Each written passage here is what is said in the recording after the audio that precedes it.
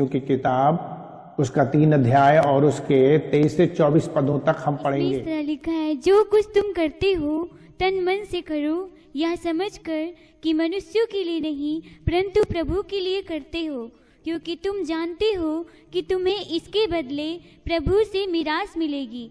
तुम प्रभु मसीह की सेवा करते हो। आज हम लोग इस विषय पर बात करेंगे, क्या आपने इस वर्ष 2024 में परमेश्वर का आदर किया? हमारी जिंदगी का सबसे महत्वपूर्ण जो जीवन है वो यह है परमेश्वर का आदर।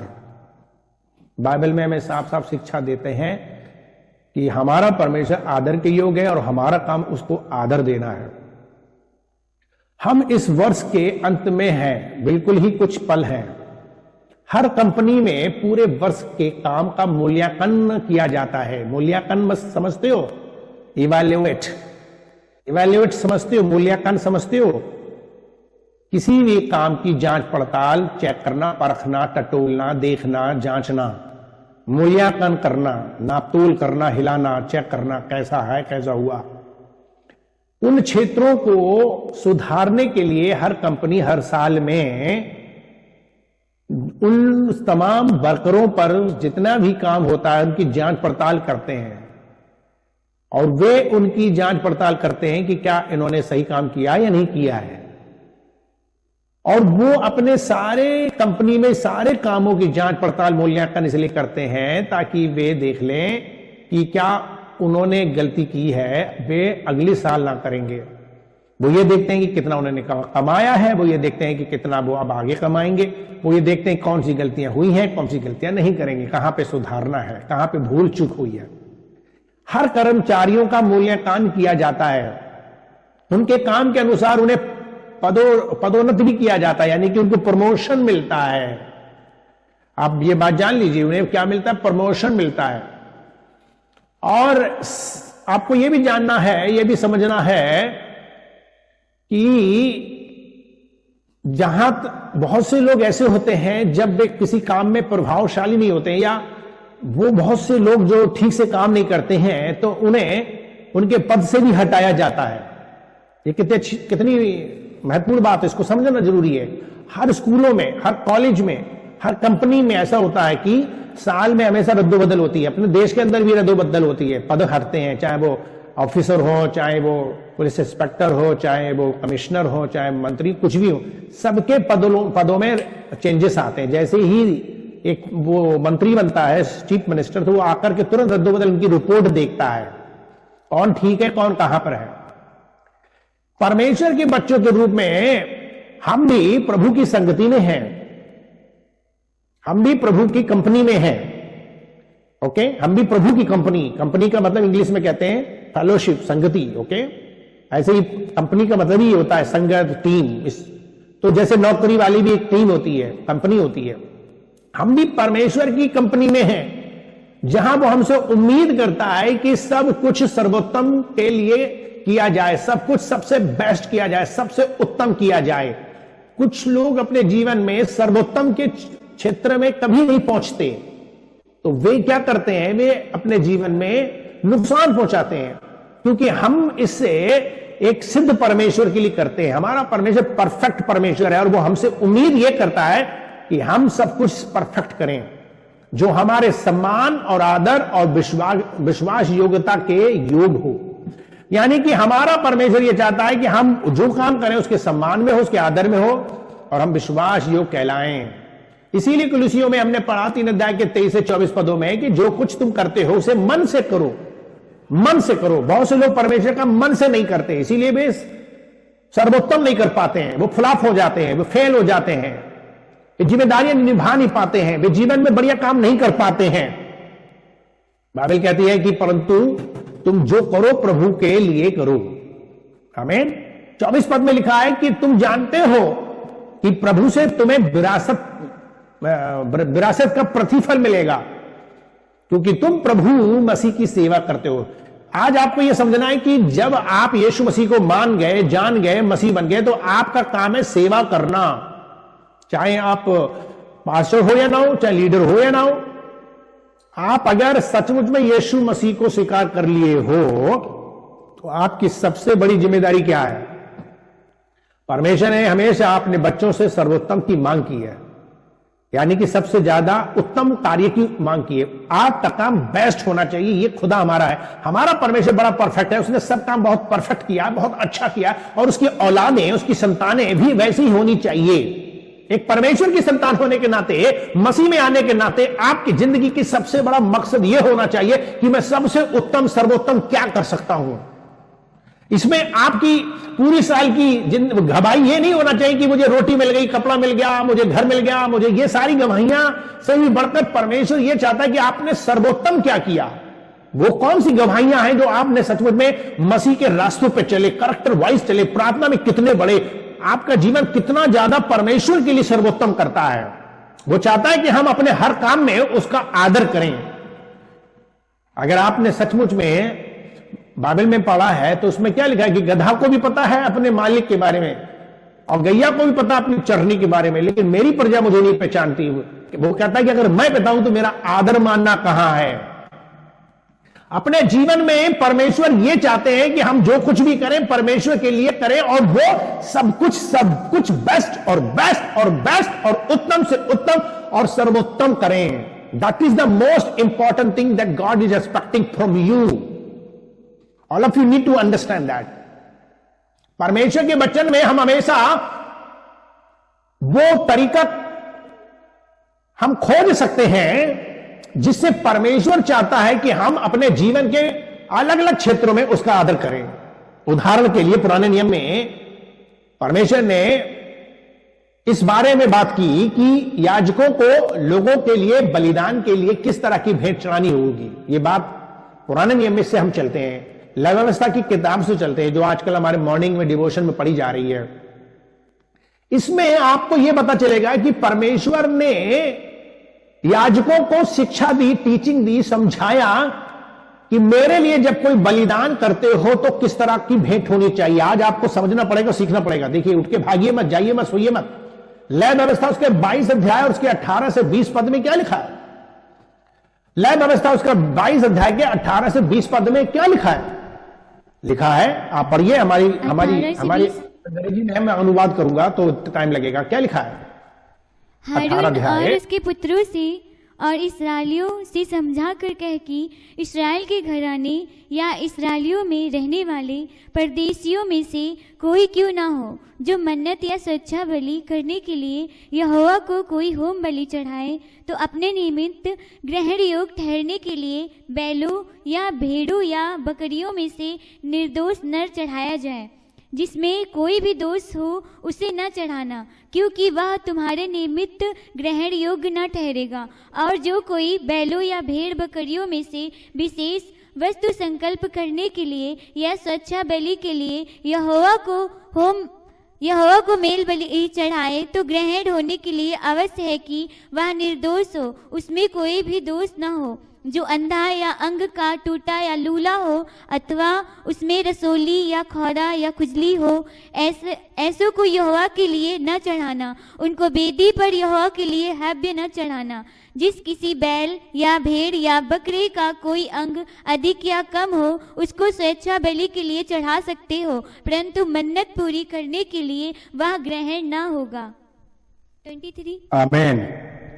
तो आपने कितनी बढ़िया बात पढ़ी है यहां पर कि किस तरीके से हारून और उसके पुत्रों से और सब इस्राएलियों से परमेश्वर कह रहे हैं कि वो उनको अगर कोई भी वेदी में बलिदान चढ़ाना है, कोई भी मन्नत मांग करके या अपनी स्वेच्छा से होम बलि करना चाहता है, तो उसे किस तरीके से परमेश्वर की वेदी के सामने हर चीज को चढ़ाना है, जिसमें कोई दोष ना हो, उसमें कोई भी ऐब ना हो, उसमें कोई अंग कटा ना हो, कोई पुराना ना हो, कोई सड़ा ना हो, कोई बीमार ना हो। आपको ये बात जानना है, परमेश्वर हमारा पवित्र है, परमेश्वर हमारा परफेक्ट है, महान है, सृष्टि करता है, मालिक है, स्वामी, उसने सब कुछ बेस्ट से बेस्ट किया है पूरे संसार के लिए। और मलाकी इसमें 1 अध्याय में हम देखते हैं कि कैसे परमेश्वर ने याजकों की फटकार लगाई जब उन्होंने बलिदान जो शिक्षा दी थी करने के लिए, है ना, जो हमने अभी बताया है, उसको किया नहीं उन्होंने। बहुत बहुत दुख की बात तो यह है। अब आप देखेंगे मलाकी में अभी आपने पढ़ा लय व्यवस्था 22 अध्याय के 18 से 20 पदों में पढ़ा। अब आप जाइए मलाकी में, मलाकी की किताब खोली, पुराने नियम की आखिरी किताब है, और इस मलाकी की आखिरी किताब में आप जाइए और उसका एक अध्याय के 6 से 9 पद पढ़िए। देखिए पहले परमेश्वर ने लय व्यवस्था में क्या बोला, कैसे कैसे बलिदान होना चाहिए, कैसे कैसे उसकी सेवा होनी चाहिए, लेकिन वो नहीं किए। तब परमेश्वर ने शिकायत की है। मलाकी उसका 1 अध्याय के 6 से 9 पद पढ़िए। पुत्र पिता का और दास स्वामी का आदर करता है। यदि मैं पिता हूँ तो मेरा आदर कहाँ है, और यदि मैं स्वामी हूँ तो मेरा भय मानना कहाँ। सेनाओं का यहोवा तुम याजकों से भी जो मेरे नाम का अपमान करते हो यही बात पूछता है। परंतु तुम पूछते हो हमने किस बात में तेरे नाम का अपमान किया है। तुम मेरी वेदी पर अशुद्ध भोजन चढ़ाते हो तो भी तुम पूछते हो हम किस बात में तुझे अशुद्ध ठहराते हैं। इस बात में भी कि तुम कहते हो यहोवा की मेज तुच्छ है। जब तुम अंधे पशु को बलि करने के लिए समीप ले आते हो तो क्या यह बुरा नहीं। जब तुम लंगड़े या रोगी पशु को ले आते हो तो क्या यह बुरा नहीं। अपने हाकिम के पास ऐसी भेंट ले आओ, क्या वह तुमसे प्रसन्न होगा या तुम पर अनुग्रह करेगा। सेनाओं के यहोवा का यही वचन है। आमीन।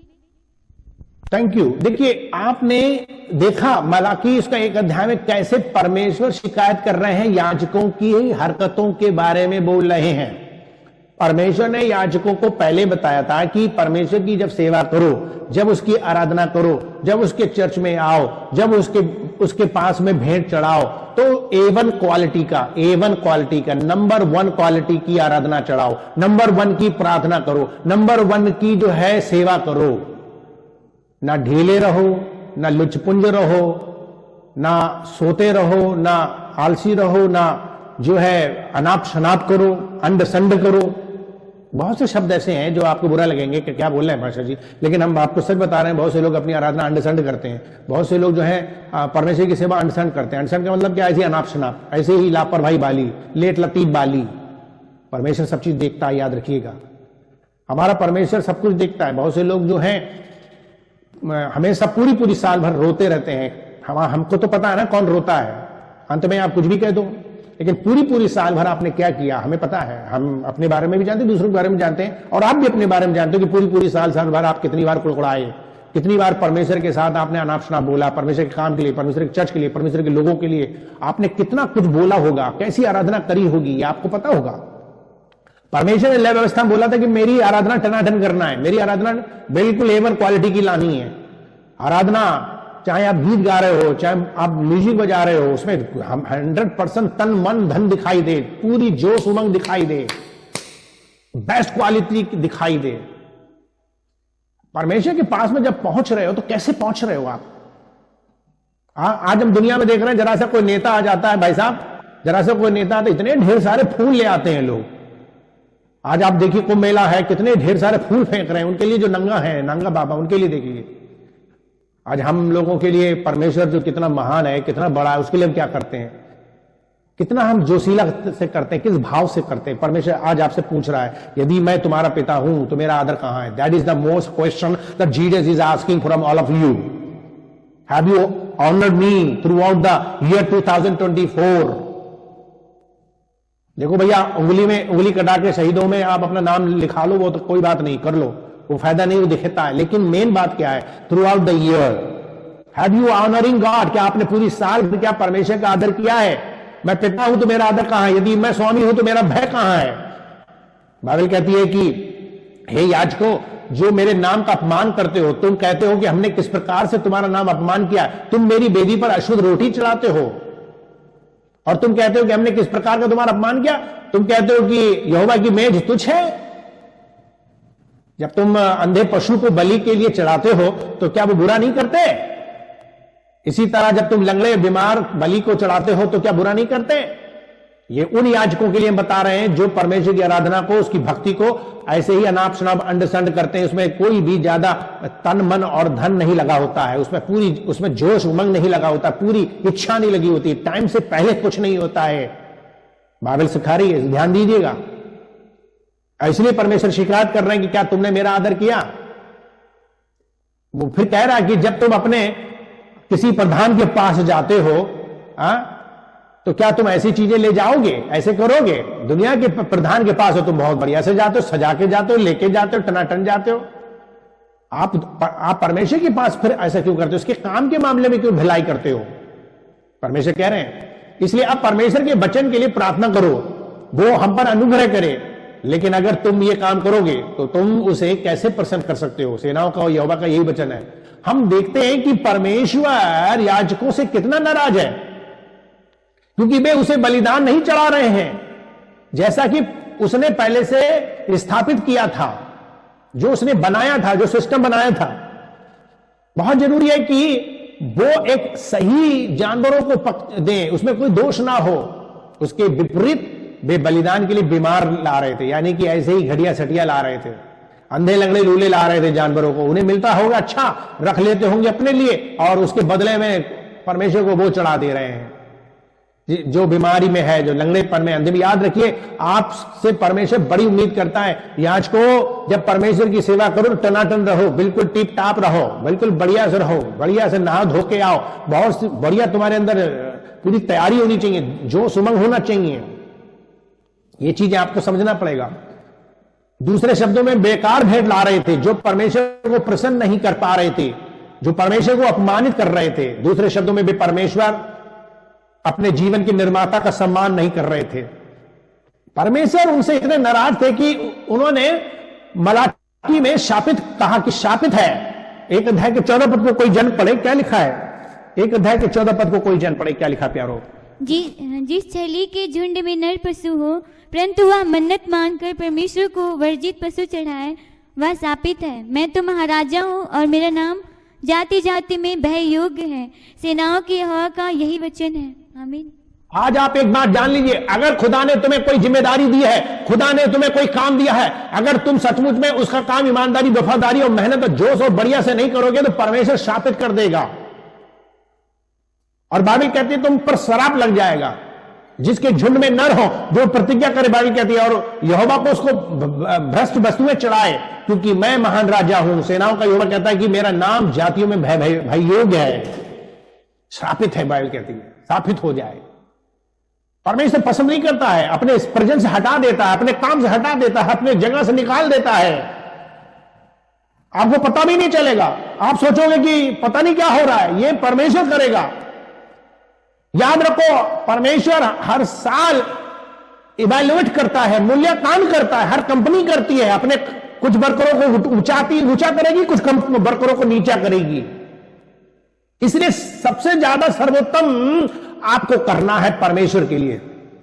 अपने जीवन में सर्वोत्तम बनने को परमेश्वर को अर्पित कर देना चाहिए कि परमेश्वर मैं उत्तम से उत्तम करूंगा, बेस्ट से बेस्ट करूंगा, मैं आपके लिए बेस्ट करूंगा, आपके लिए उत्तम करूंगा। मैं जैसे मैं औरत के लिए करता हूं, जैसे मैं पत्नी के लिए करता हूं, बेस्ट से बेस्ट करने की कोशिश करता हूं, दीवाना होता हूं। जैसे मैं आदमी के लिए दीवाना होता हूं, जैसे मैं अपने बच्चों के लिए दीवाना होता हूं, जैसे मैं सबके लिए पगलाता हूं, क्यों नहीं मैं तेरे लिए पगलाता हूं। मैं दाऊद तड़पता है परमेश्वर के भवन में पहुंचने के लिए, और वो भी जल्दी से जल्दी पहुंच जाए, पहले पहुंच जाए। आज लोगों के लिए परमेश्वर के भवन का कोई मतलब नहीं मालूम, परमेश्वर के काम का मतलब नहीं मालूम है। याद रखो, हमारा परमेश्वर इस योग है कि हमें सबसे उत्तम बेस्ट से बेस्ट देना पड़ेगा, तब हम परमेश्वर की सचमुच में आराधना कर पाएंगे, धन्यवाद कर पाएंगे, या उसकी हम आदर कर पाएंगे, क्योंकि वो परमेश्वर है। परमेश्वर सचमुच में, परमेश्वर को लाया जाने वाला प्रत्येक अर्पण की वस्तु, समर्पण की वस्तु सर्वोत्तम होना चाहिए, सर्वोत्तम होना चाहिए, सर्वोत्तम। यदि हम उसे प्रसन्न करना चाहते हैं, यदि हम अपने जीवन में परमेश्वर का अनुग्रह देखना चाहते हैं, हम कैन और हाबिल की भेंट में एक उदाहरण देखते हैं। परमेश्वर हाबिल की भेंट से प्रसन्न हुआ, लेकिन कैन की भेंट से नहीं हुआ। क्यों? आप बताओ, क्यों नहीं हुआ? आप इसे उत्पत्ति 4 अध्याय में पढ़ सकते हैं। आपको पता होना चाहिए कि कैन की भेंट को स्वीकार नहीं की, क्योंकि कैन ने परमेश्वर के लिए भेंट अनाप शनाप चढ़ाई, अंड संड चढ़ाई, बिना मन के, बिना ढंग के। ना उसमें ढंग था, ना उसमें मन था, ना उसमें कोई भी प्रयास था, बस ऐसी उठाई और दे दी। आज हम बहुत से पासवान और बहुत से सदस्य लोग ऐसे ही हैं, परमेश्वर को ऐसे ही भेंट चढ़ा देते हैं अपनी जिंदगी की। हमारा परमेश्वर देखता है 2024 में आपने कैसे पेश आया, चेक करने का समय है। क्या करते हैं हम? हमारा परमेश्वर हर काम को देखता है बड़े ध्यान से। हम किस दृष्टि से परमेश्वर को हम सब कुछ अर्पित करते हैं, जो हम उसके लिए करते हैं वो कैसा है। अब सवाल यह है कि क्या आपने इस 2024 में परमेश्वर का सम्मान किया? आज हम एक मूल्यांकन करेंगे या अपनी जांच करेंगे, अपने आप को पहचानेंगे, हम खुद को एवेल्युएट करेंगे ये जानने के लिए कि क्या आपने इस वर्ष परमेश्वर का सम्मान किया है या नहीं। क्योंकि हम पहले ही देख चुके हैं कि परमेश्वर को ऐसी चीजें अर्पित करना कितना खतरनाक है जो परमेश्वर की नजर में मूल्यवान नहीं है। हमेशा याद रखो, हमारी चीजें मूल्यवान होनी चाहिए, उसमें वास्तव में बहुत इंपॉर्टेंट होनी चाहिए, बहुत इंपॉर्टेंट है। मूल्यवान बनाना है, अपनी हर चीज सजानी है, आराधना सजी हुई हो, प्रार्थना सजी हुई हो, हमारी सेवा सजी हुई हो, उसमें मूल्य लगा हो, कीमत जुड़ी हो, बहुत जरूरी है। यदि आपने ऐसा नहीं किया है तो उन क्षेत्रों को ठीक करने के लिए अभी भी समय है, ताकि आने वाले वर्ष में ऐसा दोबारा ना हो। आइए कुछ ऐसे क्षेत्रों पर नजर डालें जहां परमेश्वर ध्यान से देखता है कि हम कैसे कर रहे हैं। ये इस बात पर निर्भर करता है कि हम परमेश्वर को प्रसन्न कर रहे हैं या उन्हें नाराज कर रहे हैं। पूरी साल भर बहुत से लोग परमेश्वर को नाराज करते हुए चलते हैं। परमेश्वर नाराज उनसे होकर के भी परमेश्वर ने आपके संग बुरा व्यवहार नहीं किया, आपको फिर भी वो रोटी खिलाता रहा, कपड़े पहनाता रहा। आपको धन्यवाद हो कि उसने कपड़े पहनाए, धन्यवाद हो कि उसने घर दिया, धन्यवाद हो कपड़े दिए, धन्यवाद हो उसने आपके बच्चों की रक्षा की, आपकी रक्षा की, धन्यवाद हो, अच्छी बातें हैं। लेकिन क्या आपने परमेश्वर को प्रसन्न किया? यह सवाल है। परमेश्वर पापियों के साथ भी भला करता है, पापियों को भी रोटी खिलाता है। क्या बात कर रहे हो आप? पापियों को भी वो धूप देता है, पापियों को भी, जो अनाज्ञाकारी हैं, जो चर्च नहीं आए, जिन्होंने दान दशमांश नहीं दिया, उनके साथ भी परमेश्वर भला करता रहा। कौन सी बड़ी बात है? कौन सी बड़ी बात है कि उनके संग भी भला हुआ, मेरे संग भी भला हुआ? भला तो करेगा ही परमेश्वर, हमारा भला परमेश्वर। तो जब हमारा परमेश्वर भला है और इतना अच्छा है, तो मैंने अपनी जिंदगी में क्यों नहीं इतना बढ़िया किया कि आज सर्वोत्तम से सर्वोत्तम मैं उसके लिए देता। यह है सबसे महत्वपूर्ण चीज, आपका काम दिखेगा। मैं सबसे पहले एक चीज पे बात करना चाहता हूं, क्या आपने इस वर्ष इस वर्ष 2024 में परमेश्वर की आराधना करके उसका आदर किया? सबसे पहले आराधना पे आ जाते हैं। आज मैं 5 चीजें बताऊंगा, बड़े ध्यान से सुनना, जाइएगा मत, पेन पेंसिल ले लीजिए। बहुत से लोग सुनना नहीं चाहते, कानून रूई लगा लेते हैं। सुन लीजिए बात को। क्या आपने इस वर्ष 2024 में परमेश्वर की आराधना करके उसका आदर किया है? यूहन्ना उसका 4 अध्याय के 23 से 24 पद में लिखा है, परंतु वो समय आता है, वरन अब भी है, जिसमें सच्चे भक्त पिता का भजन आत्मा सच्चाई से करेंगे, क्योंकि परमेश्वर पिता और वो ऐसे ही आराधकों को ढूंढ रहा है जो आत्मा और सच्चाई से आराधना करेंगे। लिखा है परमेश्वर आत्मा है और अवश्य है कि उसकी आराधना करने वाले सच्चाई से करें, आत्मा से करें। क्या आप उन लोगों में से हैं जो परमेश्वर की आराधना करते समय अपने आसपास की हर चीज को भूल जाते हैं? आप उनकी उपस्थिति का आनंद लेते हैं? एक चीज हम बता दें, जब भी आप आराधना में आ रहे हो और आराधना करते करते करते आपको सचमुच में ऐसा बनना पड़ेगा कि आप अपनी चिंताओं को छोड़ना पड़ेगा, अपने फोन को छोड़ना पड़ेगा, जो भी आपके चारों तरफ की चिंताएं फिक्रें हैं उन्हें भूलना पड़ेगा।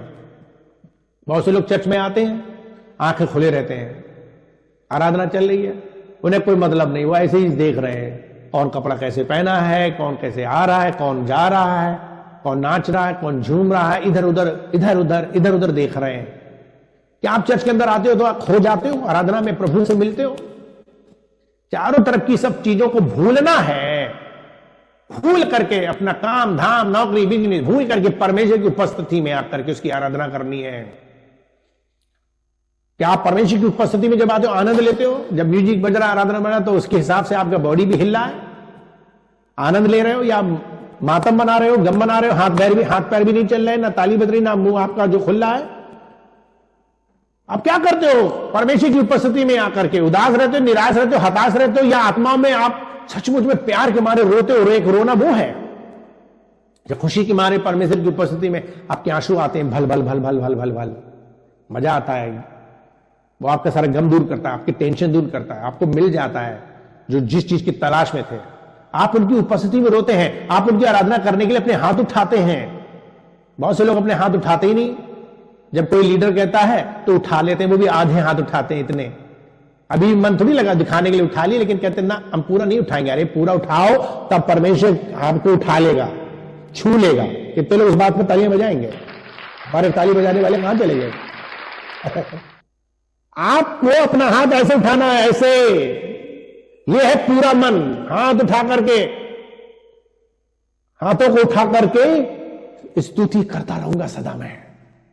हाथ अपने उठा के सदा सेवा करूंगा मैं, प्यारे मसीहा हाथ अपने उठा के सदा। बहुत बहुत बढ़िया गाना है ये। क्या आपको लीडर कहते हाथ उठाओ, हाथ उठाओ, तुम उठाते हो? और उठा भी ले तो हाँ इतने उठाते हो? बंध ही हुए आपकी जंजीरों से हाथ, और क्या बात है, शैतान ने बांध रखे हैं क्या? आपको पूरी तरीके से उठाना है। जब भी आराधना करने के लिए आओ, भूल जाओ इधर उधर की बातें। ये सब कुछ आपके दिल से आएगा। अगर दिल नहीं लगाए प्यारो परमेश्वर में, तो आप कभी ऐसे नहीं कर पाओगे। आप उनकी आराधना करने के लिए अपना सारा बोझ परमेश्वर के हाथों में छोड़ देते हैं, तभी आपकी जिंदगी में फर्क पड़ता है। क्या आपके पास में अपनी व्यक्तिगत भक्ति का कोई समय है? घर में करते हो अकेले? याद रखो, जो कोई भी व्यक्ति अकेले प्रार्थना नहीं करता है, वो हर प्रार्थना आंदोलन में भी नहीं कर पाएगा। वो कभी भी सामूहिक प्रार्थना नहीं कर सकता है। जो अकेले में परमेश्वर से नहीं मिलता, वो सामूहिक प्रार्थना में नहीं करता। आज जितने भी लोग हर प्रार्थना आंदोलन में नहीं जुड़ते, इसका सीधा सीधा मतलब है वो अकेले में प्रार्थना नहीं करते हैं। उनका व्यक्तिगत जीवन भक्ति का ठीक नहीं है। बाइबल में कहती है कि तुम अकेले में भी मिलो, और जहां कहीं भी मेरे नाम से दो तीन इकट्ठे होंगे उनके बीच में मैं उपस्थित होता हूं, वहां भी मिलो।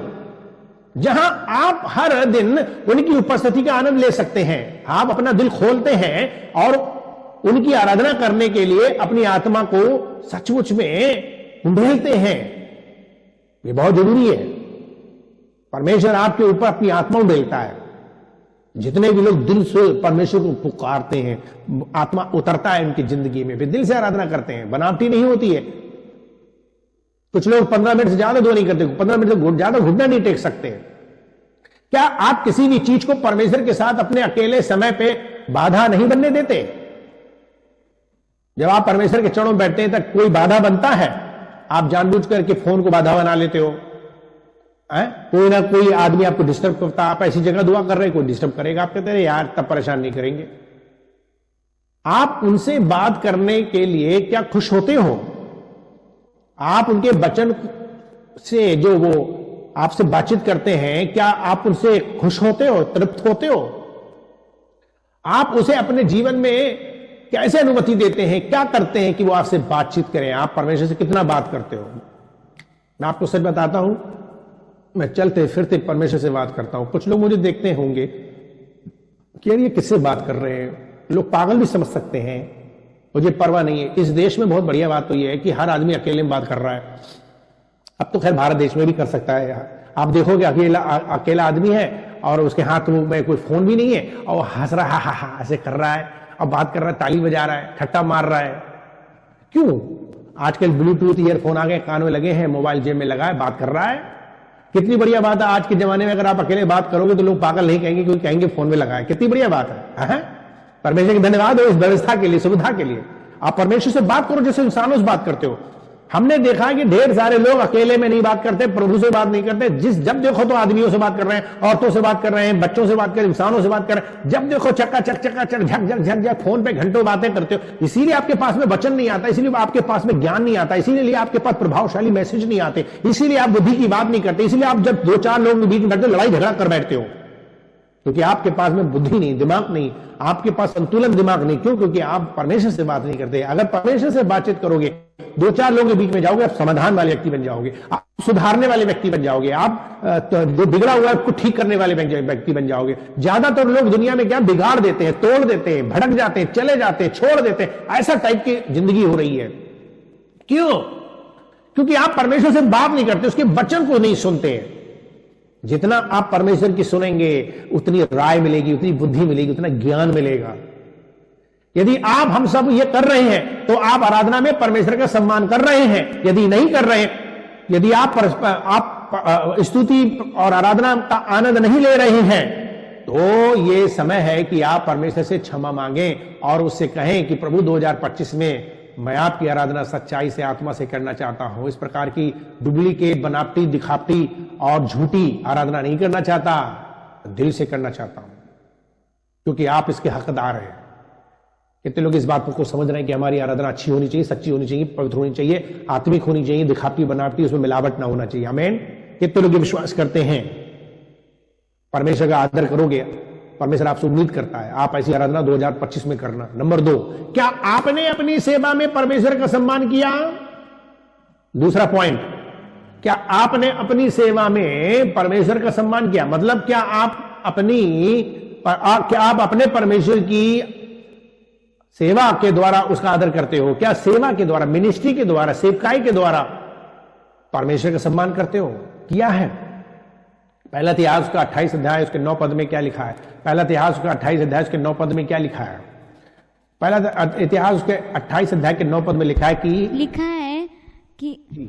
हे मेरे पुत्र सुलेमान, तू अपने पिता के परमेश्वर का ज्ञान रख और खरे मन और प्रसन्न जीव से उसकी सेवा करता रहे, क्योंकि यहोवा मन को जांचता और विचार में जो कुछ उत्पन्न होता है उसे समझता है। यदि तू उसकी खोज में रहे तो वह तुझको मिलेगा, परंतु यदि तू उसको त्याग दे तो वह सदा के लिए तुझको छोड़ देगा। कितनी बढ़िया बात है। देखिए ये बात महत्वपूर्ण है, इसको समझना पड़ेगा आपको। हमारे परमेश्वर क्या कह रहे हैं? उसकी सेवा तू कैसे करे? खरे मन से, तत्पर मन से। देखिए खरा मन और तत्पर मन मतलब आपको पूरा मन बिल्कुल परमेश्वर की लगा हो। ये ढीला ढाला सोता साता ऐसे नहीं है, एकदम तैयार तत्पर, क्योंकि यहोवा सब मनों को जांचता है कि किस मनसा से आप दुआ कर रहे हो। आज हम लोगों को जबरदस्ती कह रहे हैं भाइयों प्रार्थना कर लो, बताओ जबरदस्ती। और जिनकी जिम्मेदारी है, जिनकी ड्यूटी, उन्हें भी हम बोलते हैं दुआ कर लो, मतलब जबरदस्ती धक्का। अब हम दुआ नहीं करेंगे, हम दुआ नहीं करेंगे, हटाओ दुआ, हटाओ दुआ। अरे याजक लोगों का काम तो और भी है कि याजक लोग तड़के सुबह उठे, और बहुत से याजक लोग हैं हम नहीं करना चाहते। आपको हम बता दे रहे हैं, परमेश्वर का वचन बता दे, यदि तू उसे ढूंढेगा तो तू पाएगा। तड़के सुबह उठने और उसे ढूंढना वो मिलता है। जो लोग तड़के सुबह ढूंढेंगे उन्हें परमेश्वर मिलेंगे, और यदि तू उसे त्याग देगा तो वो तुझे भी त्याग देगा। जिंदगी में बहुत से लोग अपने मन के खुश हैं, चल रहे हैं, चलो क्या कर सकते हैं। परमेश्वर हृदय को देखता है और वो जानता है कि क्या आप उसे प्रसन्न करने के लिए उसकी सेवा करते हैं। हमारी सेवा उसे प्रसन्न करने वाली होनी चाहिए। परमेश्वर अपनी सेवा के लिए पूर्ण समर्पण मांग करता है। क्या आप परमेश्वर के द्वारा दी गई प्रतिभाओं को, जो उसने टैलेंट्स दिए, गुण दिए, वरदान दिए हैं, क्या उसकी आप सेवा करने के लिए तैयार हैं, उपलब्ध कराते हैं? क्या करते हैं आप? क्या आप उन लोगों में से हैं जो परमेश्वर की सेवा में बहुत सक्रिय रहे हैं? सक्रिय होना परमेश्वर के काम के लिए बहुत इंपॉर्टेंट है। परमेश्वर आशीर्वाद देता है जो सक्रिय होकर के, मतलब लेट नहीं होते, जागते रहते हैं, लेट नहीं होते, फेल नहीं होते। क्या आप उन लोगों में से हैं जिन्होंने परमेश्वर की बेहतर सेवा करने के लिए पवित्र आत्मा से परिपूर्ण लगातार होने के लिए प्रार्थना की है?